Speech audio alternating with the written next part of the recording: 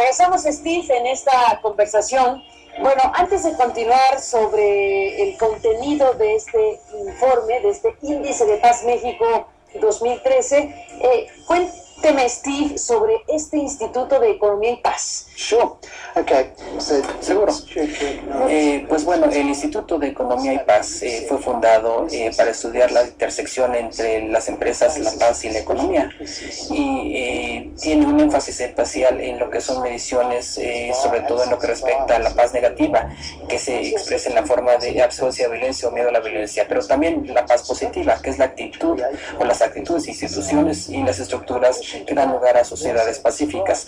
Además de eso, también si le asignamos un valor económico a los cambios en la paz también, porque tenemos una gran relación entre los entornos pacíficos y las empresas competitivas. Importante tema en un país como México, que ha tenido dificultades para tener crecimientos suficientes.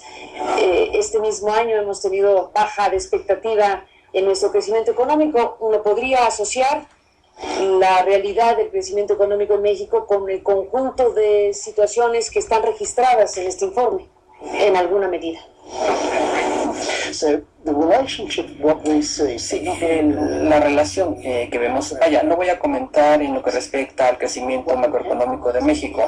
Lo que sí hemos encontrado es que al analizar los 5 estados más pacíficos y vemos su crecimiento económico, vemos que su crecimiento económico es el doble que el de los menos pacíficos. México, en otras palabras, podría reducir o disminuir su nivel de violencia en estos otros estados, de tal forma que tuvieran una situación igual a los estados más pacíficos, y incrementarían su crecimiento en un 2% en el Producto Interno Bruto. Si vemos los ingresos por cápita, también encontramos que los estados más pacíficos tienen ingresos per cápita mucho más altos que aquellos menos pacíficos.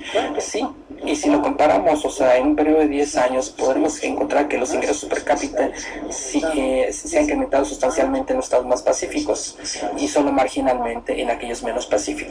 México está ubicado, según el ranking de ustedes, en el lugar 133 de 162 países medidos en estos indicadores de la paz o de paz, que no es para celebrarse, desde luego. 133 es un lugar bastante alejado de nuestros ideales. Si revisamos nosotros el índice de paz global y la clasificación de México, vemos que en 2007 cayó 45 lugares. Sobre todo como resultado de la guerra contra las drogas y una serie de indicadores tales como las muertes provocadas por el conflicto del crimen organizado, el nivel de crimen violento y el número de homicidios. Ahora bien, por otro lado, existen una serie de aspectos positivos que podemos ver claramente aquí. Existe otro concepto que es la paz positiva. Una de las razones por las que el Instituto de Economía y Paz fue creado precisamente es porque tenemos un gran énfasis, y es lo que estamos platicando, tenemos un gran énfasis en los aspectos negativos de la paz, ciertamente, pero también queremos centrarnos en la parte positiva, los atributos positivos, y para llegar estadísticamente a esas actitudes, estructuras, instituciones que generan paz en la sociedad. Hemos hecho, por lo tanto, una serie de estudios ahora que se basan en conjuntos de datos globales como el índice de paz global para entender cuáles son esos factores o elementos. A eso lo conocemos como paz positiva. Si hablamos del potencial de paz positiva para México, veremos que está muy por encima, de otros países. México es uno de los países en el mundo que probablemente tiene mejor potencial de para poder mejorar su paz. Si consideramos las actitudes, instituciones y estructuras que pueden crear la paz en una sociedad, podemos considerar el nivel de capital humano, que en México se encuentra por encima del promedio global. Podemos considerar el entorno de negocios, que se encuentra por encima del promedio en México, y desde el punto de vista de mediciones de distribución equitativa de recursos están por encima del promedio.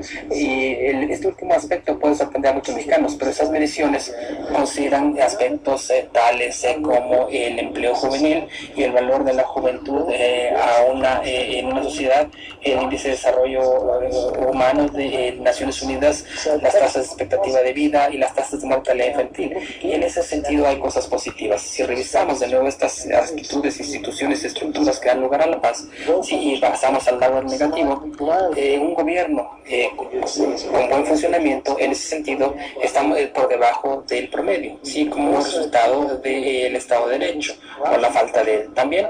Si analizamos o consideramos los niveles de corrupción que ya mencionamos, sí, están por encima del promedio global, pero el indicador en el que salen peor es aquel relacionado con el libre flujo de información, sí, que se expresa en la forma de una prensa libre.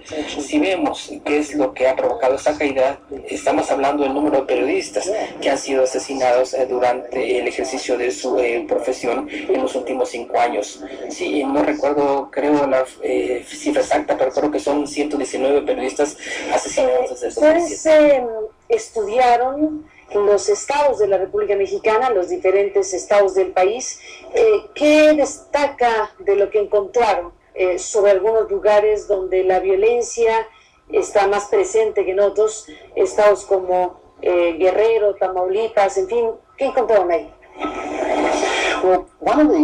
One is obviously the economic growth. I think that's probably the most. Un aspecto obviamente es el crecimiento económico, que es el más contundente, pero uno de los problemas con la realización de este estudio tiene que ver con los impactos de la guerra contra las drogas en los indicadores socioeconómicos que típicamente se asocian con la paz. De modo que ahora lo que hicimos fue tratar de considerarlos para ver los efectos de la guerra contra las drogas desde el punto de vista de los indicadores de desarrollo social, sí, al 2013, o sea, haciendo un análisis estadístico para ver de qué manera se comparaban, sí, contra aquellos indicadores del 2012, de modo que sabemos que hay cosas que influyen en la paz. Estamos hablando, por ejemplo, los niveles educativos, sobre todo la educación secundaria y preparatoria, sí, la dimensión de la pobreza, sí, que es otro aspecto claro, y los embarazos adolescentes, que son otros factores que creemos que juegan un papel aquí. Pero es sorprendente ver, y vaya, esto no lo había visto en ningún otro estudio realizado hasta ahora, cómo es que la guerra contra las drogas ha distorsionado los factores socioeconómicos normales asociados con la paz. Sencillamente esto sucede porque el negocio de las drogas sigue una serie de actividades que van en contra de los factores socioeconómicos, sobre todo en los estados fronterizos del norte. Pero si hablamos de regiones al interior de México, estamos que las regiones del sur son más pacíficas y las del norte son menos pacíficas. Ha dicho que está asociado el índice de paz con el tema del crecimiento económico, claramente. ¿Cómo se registra en este tipo de estudios el tipo de crecimiento que aporta, entre comillas, la propia actividad criminal? Los recursos generados y la riqueza criminal generada en países como México, ¿cómo quedan manifestados en este tipo de estudios? En realidad no tomamos en consideración la riqueza derivada del crimen. Lo que sí hacemos es tratar de tomar en consideración el costo de la violencia, sí, que consta de 3 componentes diferentes. El primer componente tiene que ver con el costo directo de la violencia para la economía. El segundo, y a propósito, y esto incluye, o sea, costos de encarcelamiento del sistema judicial, de la policía, etcétera. La segunda área en la que nos fijamos son los costos indirectos. Aquí estamos hablando de la pérdida de salarios durante la vida que hubieran vivido las víctimas de homicidios, al igual que los salarios perdidos por aquellas personas que han resultado lesionadas o incapacitadas en la violencia. Y por último, estos factores tienen un efecto en la economía, en lo que los economistas denominan un efecto multiplicador. Sí, porque si tú introduces un nuevo dólar en la economía, por ejemplo,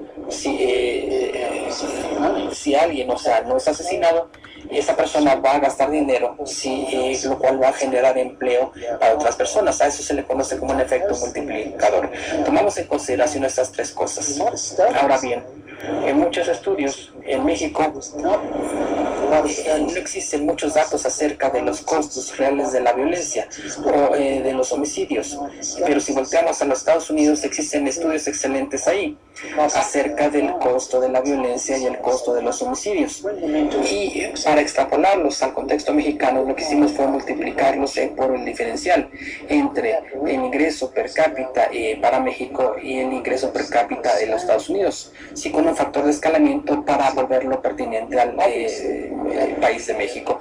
Obviamente, si hubiera estudios en México acerca de los costos indirectos en México de la violencia sería mucho mejor. Steve, déjame hacer una pausa en esta conversación y volvemos en la parte final.